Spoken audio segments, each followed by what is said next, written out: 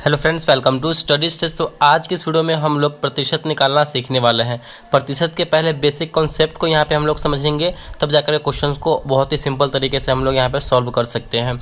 तो प्रतिशत को जो है इंग्लिश में क्या बोलते हैं, तो इसको हम परसेंटेज बोलते हैं। प्रतिशत को इंग्लिश में परसेंटेज बोला जाता है। प्रतिशत जो है दो शब्दों से मिलकर यहाँ पे बना हुआ है। पहले इसको समझिए। प्रतिशत, एक का अर्थ है प्रति और दूसरा हमारा है शत, यानी प्रति और शत से यहाँ पे हमारा प्रतिशत बना हुआ है। प्रति का अर्थ होता है प्रत्येक, प्रति का अर्थ होता है प्रत्येक और शत का मतलब होता है 100, यानी प्रत्येक 100 में। सिंपल भाषा में अगर आपको प्रतिशत यहाँ पे बोला जाए तो प्रतिशत एक ऐसा भिन्न है जिसका हर जो है हमेशा 100 होता है, 100 होता है। ठीक, प्रतिशत जो है, प्रतिशत एक भिन्न है, आसान शब्दों में यहाँ पे बता रहे हैं आपको, भिन्न है जिसका हर जो होता है वो क्या होता है, तो 100 होता है। नीचे हर होता है, ऊपर अंश होता है, तो 1/100। 1% अगर बोला जाए तो 1/100 यानी 100 में 1, तो यहाँ पे 100 इसका क्या है, तो 100 यहाँ पे इसका हर है। तो प्रतिशत का हर हमेशा 100 होता है। और यहाँ पे आपसे बोला जाए 10%, तो 10% यहाँ पे बोला जाएगा, तो कैसे करेंगे यहाँ पे 10 और प्रतिशत को जो है इससे सूचित किया जाता है। ये हमारा प्रतिशत का साइन होता है, इसको सूचित करते हैं प्रतिशत से। तो प्रतिशत यहाँ से जैसे हटाएंगे तो नीचे आ जाएगा 100, क्योंकि प्रतिशत का इक्वल टू क्या, 100। ठीक, तो यहाँ पे हमारा 10 यानी 100 में 10% कहने का मतलब क्या, 100 में प्रत्येक 10 पे। परसेंटेज की परिभाषा जो है, डेफिनेशन आपको अच्छे तरीके से समझ में आ गई होगी बेसिक कॉन्सेप्ट के साथ। तो चलिए यहाँ पे अगर आप क्वेश्चन अगर यहाँ पे आपसे पूछा जाए, जैसे कि यहाँ पे ले लेते हैं, तो पहले यहाँ पे हम लोग सिंपल क्वेश्चन से लेके चलते हैं। जैसे कि अगर पहला क्वेश्चन है, यहाँ पे लेते हैं कि 640 का 10% कितना होगा। 640 का 10% कितना होगा, ये हमको निकालना होगा। तो बहुत ही सिंपल सा स्टेप है, बेसिक स्टेप है।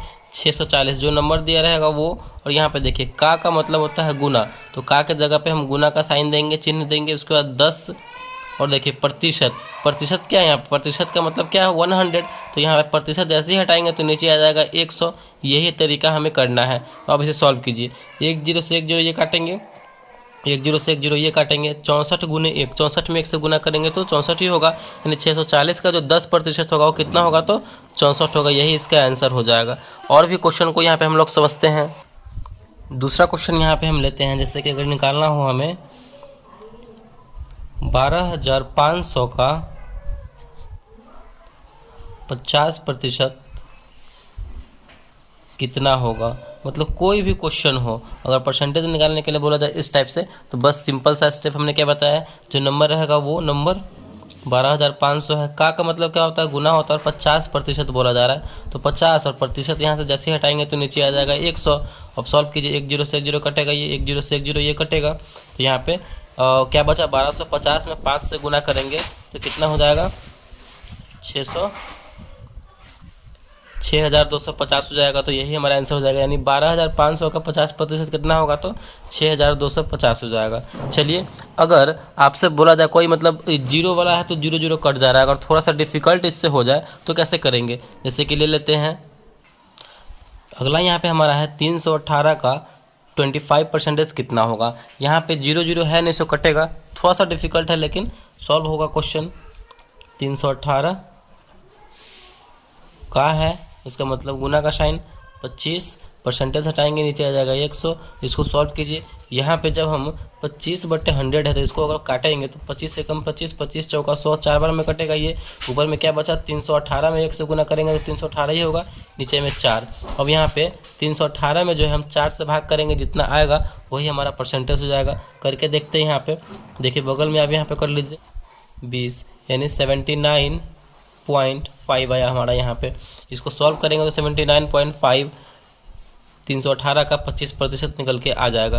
तो आई होप ये समझ में आपको आ गया होगा। अगर इसी में अगर बोला जाए कि किसी नंबर को परसेंटेज में बदले, या फिर कोई परसेंटेज में है उसको भिन्न में बदलना है, तो कैसे करेंगे उसको।